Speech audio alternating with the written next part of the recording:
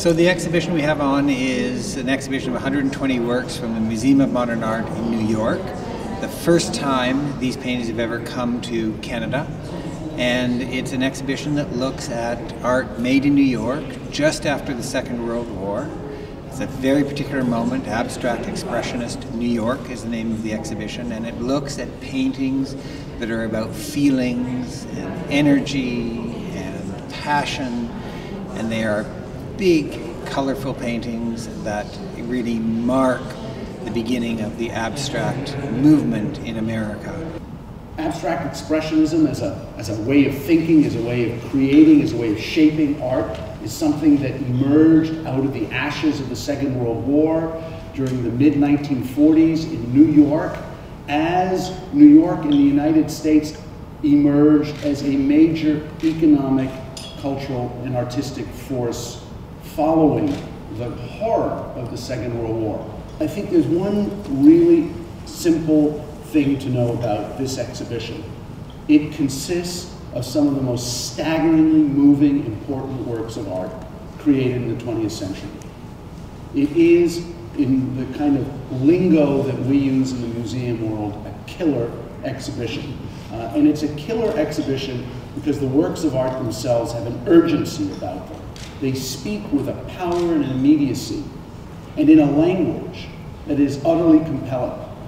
And the reason that so many of these remarkable works are at the Museum of Modern Art is, in fact, because our own institutional history and the development of abstract expressionism go together in a very large way. What's interesting for us is that it's a movement that had real influence on Canadian artists as well. So this is, in one sense, an exhibition about America, but it's also an exhibition about Canada and how ideas move across borders into different countries and change the way in which we think about how to make art. So it's a great moment for us, 120 paintings that really, paintings and sculpture, that really changed the history of art, and they're here in Toronto for the summer. As you know from the title of the exhibition, Abstract Expressionist New York, it is a New York phenomenon, especially in the first generation of abstract expressionist artists. But I think the reason it will be well received here, and perhaps received in a similar way to New York, is that the audience in New York is a very international audience. In fact, the minority of visitors in New York are from New York. The vast majority are from elsewhere in the world. And I think these are works of art whose urgency speaks universally. That's what gives these paintings, sculpture, drawings, photographs, their singular power, is that these are artists who found a way of making art that transcended the specificity of a single locale to speak in a universal way about emotions, ideas, and a belief in the singular force of art. I can't help but believe that a community like Toronto that is sophisticated, that thinks about art, that is engaged with art, and that is familiar with some of these artists through collections like that at the Art Gallery of Ontario, will respond with the same enthusiasm that our audiences in New York did. I think there are a number of reasons why we hope many people come and see this exhibition. Number one, these paintings have never left New York for Canada before. We've never had an exhibition like this in our history, and so this is really a historic moment.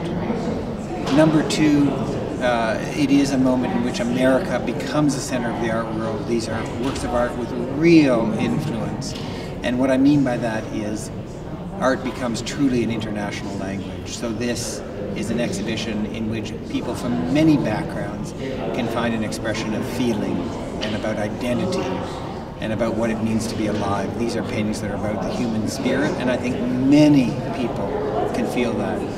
And maybe also there is a sense that this is an exhibition that will appeal to people of all ages because, well, in one sense, people who were active in the 1950s and 1960s will have a sense of memory of these times. It's also true that these paintings are appealing and exciting for younger artists and younger people who are looking for ways to express themselves in today's society. These are about personal expression, and I think young people, old people, everybody can find in it a sort of invitation for self-expression, which is very important in this moment. I think that for each of these artists in the show, there was no separation between the self and the work of art.